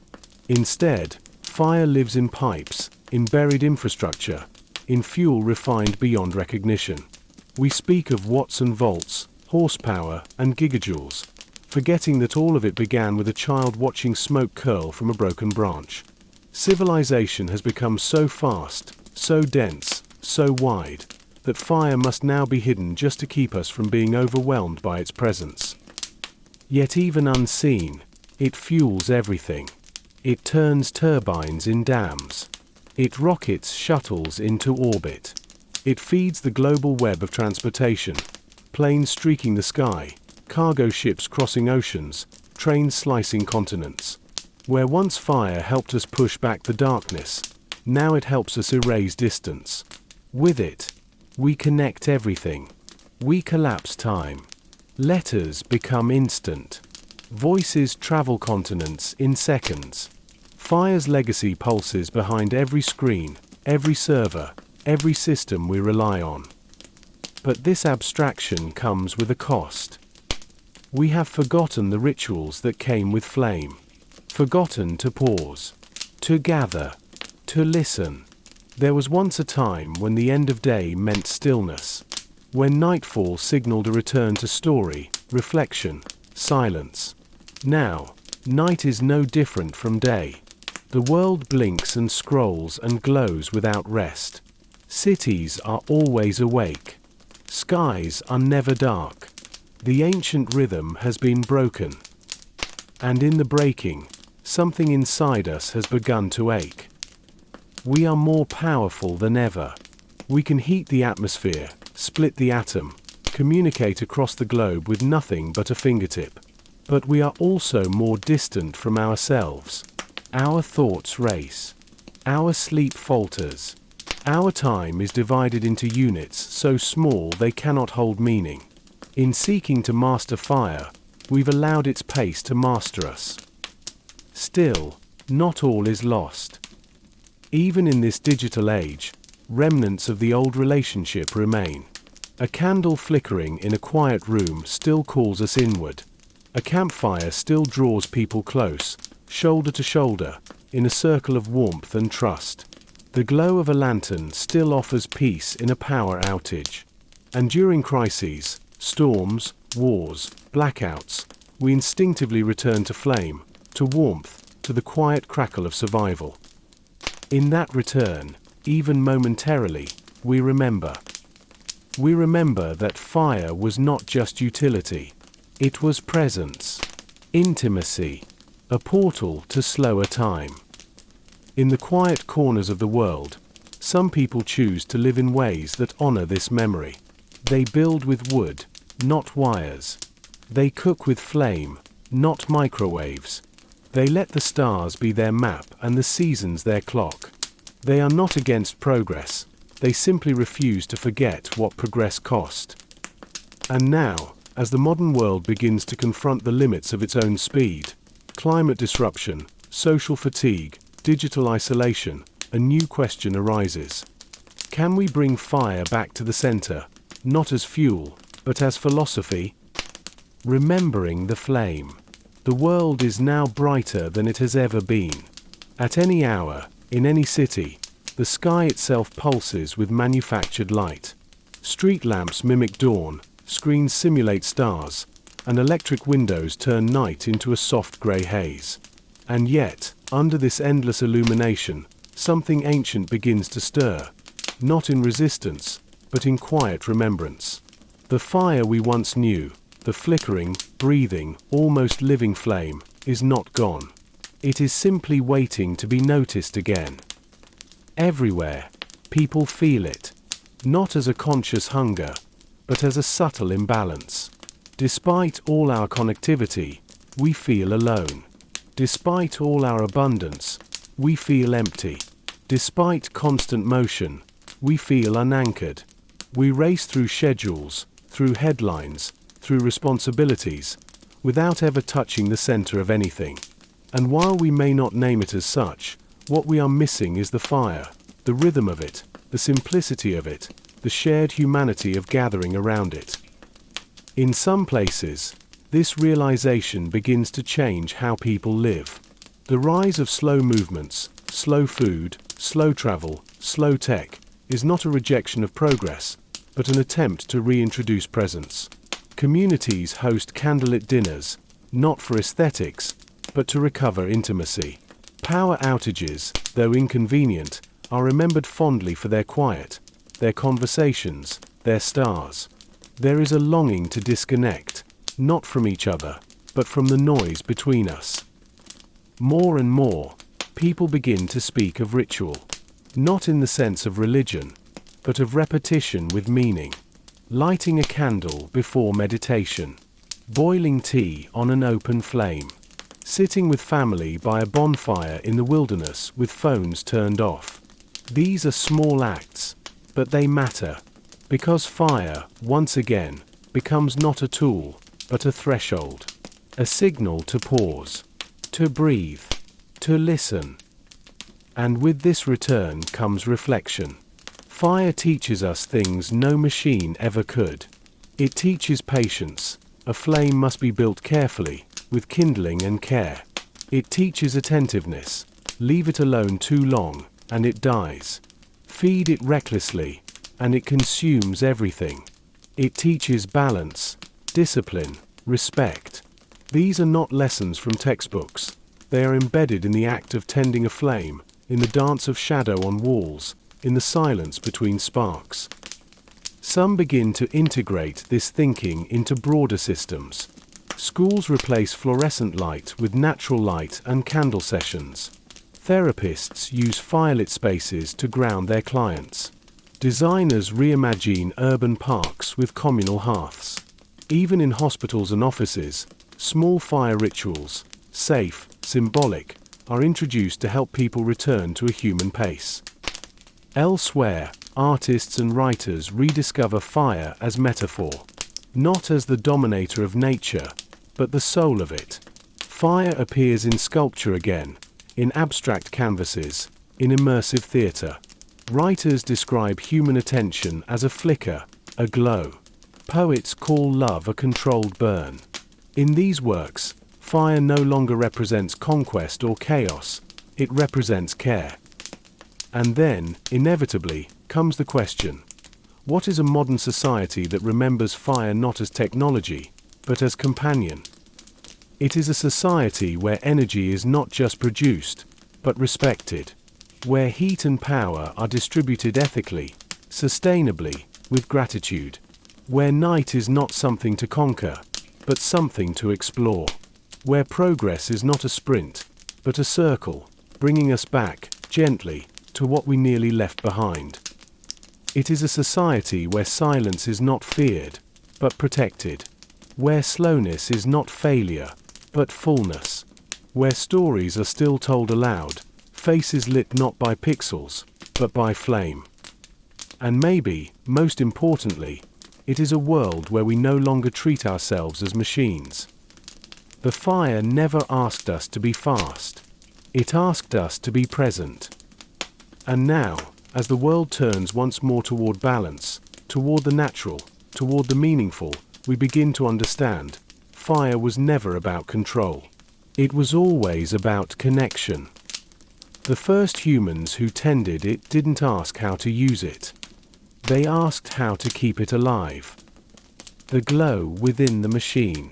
Even as humanity races toward a future wrapped in glass and algorithms, there remains a flicker, quiet, insistent, beneath the hum of engines and the flick of switches. Fire, in its original form, has been buried beneath complexity, behind walls, beneath touchscreens, beneath efficiency. But buried does not mean gone. In fact, as we ascend into skyscrapers and descend into code, the primal flame within us becomes more pronounced, not as a tool, not as fuel, but as a question. A memory. A mirror. You see, no matter how sophisticated our inventions become, our emotional architecture is still ancient. The human heart does not update with software. It still beats in rhythm with warmth, still softens under gentle light, still seeks comfort in the glow of another's presence. Fire, in its purest expression, is not just combustion, it is communion. And that truth, though long ignored, is starting to resurface in the collective mind of our species. In the growing fields of mental health and wellness, practitioners are discovering what our ancestors always knew, that fire heals. Not in the sense of curing disease, but in the way it reorients the self. A patient, restless and withdrawn, finds clarity beside a flickering candle. A traumatized soldier, unable to speak, watches the patterns of flame until words return. A grieving mother lights a fire in ritual, not to change the past, but to witness it, to cradle it gently in the arms of memory. These are not metaphors. They are truths.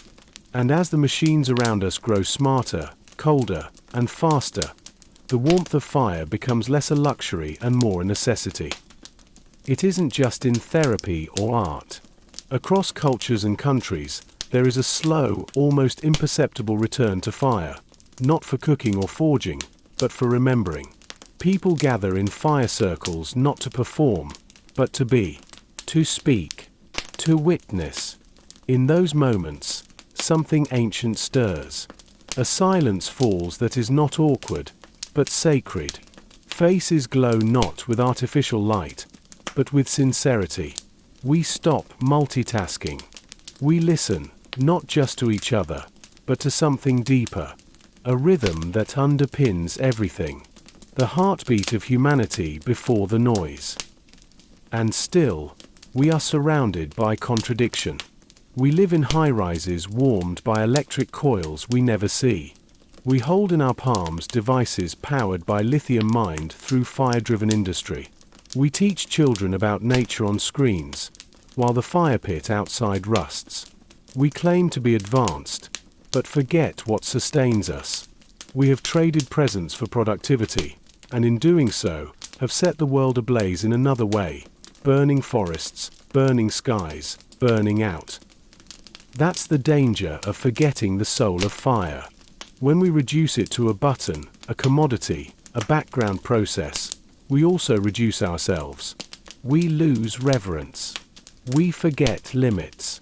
The same flame that cooks our food can burn our home. The same heat that forges tools can melt glacier.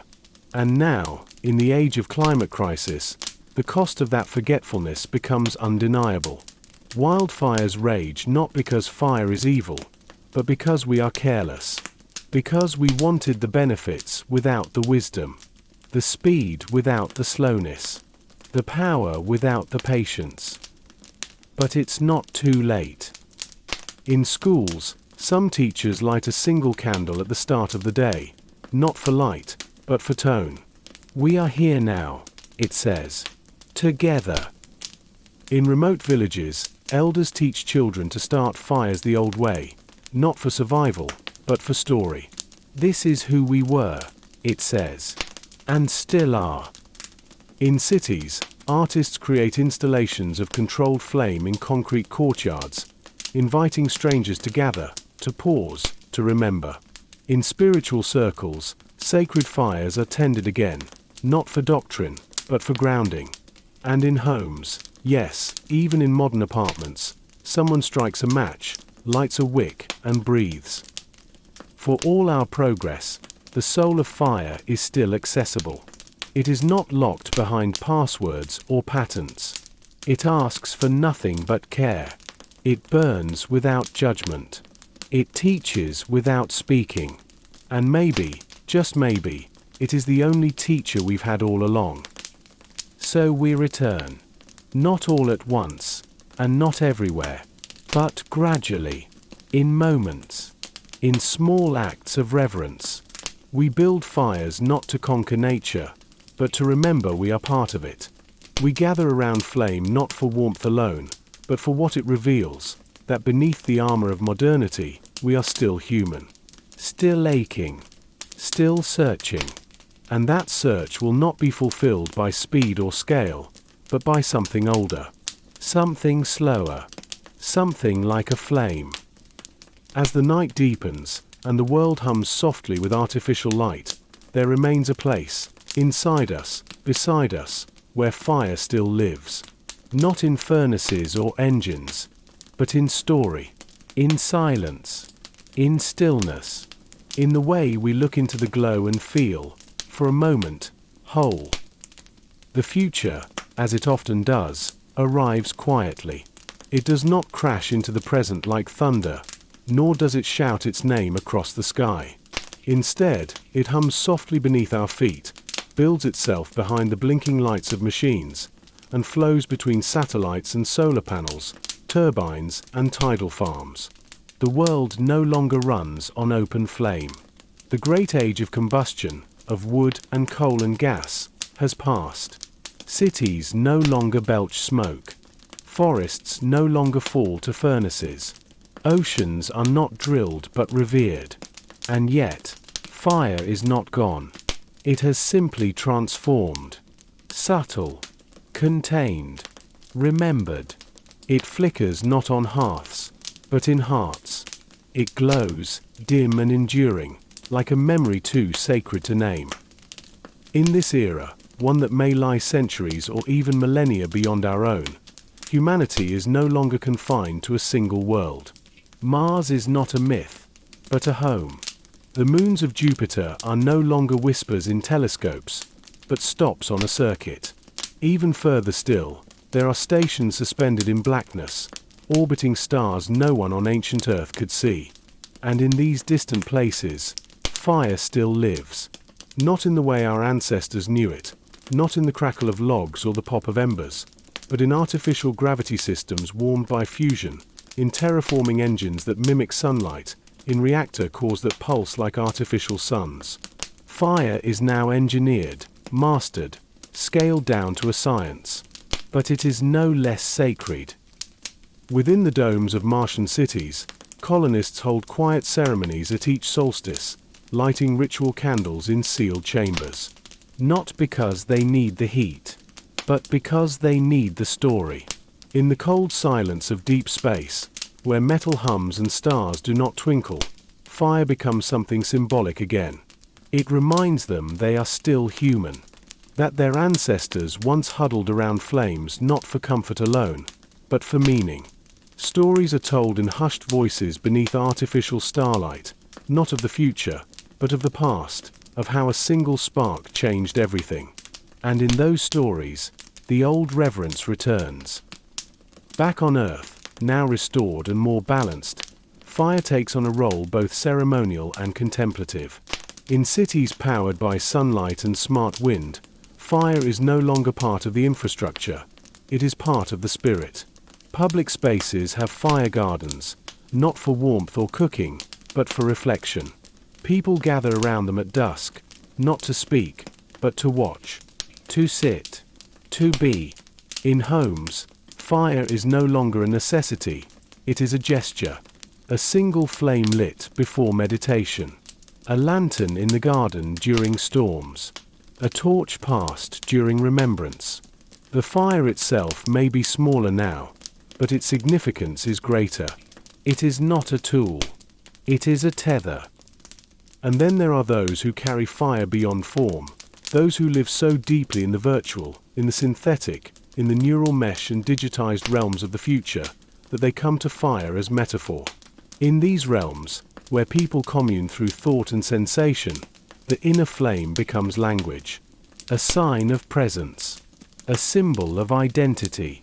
I carry flame, they say to one another, not meaning light or heat, but awareness. Passion. The will to be. Even in the deepest reaches of space, on vessels that sail beyond the Kuiper Belt, on outposts hidden beneath ice, in exploratory missions that will never return, fire is preserved. À Taïni, sacred tradition. Each journey begins with a flame lit by hand and captured in a sealed, oxygen-starved vial. It is not meant to burn. It is meant to exist. A constant companion. A reminder. A piece of earth, of ancestry, of home. And when these vessels send back their messages across the void, distorted by distance, delayed by time, they often include not just data, but poetry. A few lines. A reflection. A whisper of the human soul. And often, in those lines, the same image returns. The fire still watches. Not commands. Not coordinates. But connection. Because even at the edge of time, when memory itself is stretched thin and humanity becomes something new, augmented, expanded, scattered among stars, the question remains, what anchors us? And fire, in all its forms, ancient and engineered, sacred and symbolic, answers, I do. The echo of the first flame. In the far corridors of the future, where the language is digital and the cities are silent with grace, fire still lingers, not as a tool, not as necessity, but as presence. It has become myth, memory, and mirror, a symbol not just of where we began, but of what we continue to seek, meaning. For even as technology carries us further, even as we shed the weight of old limitations, we do not, and cannot, shed the ancient need for light in the darkness.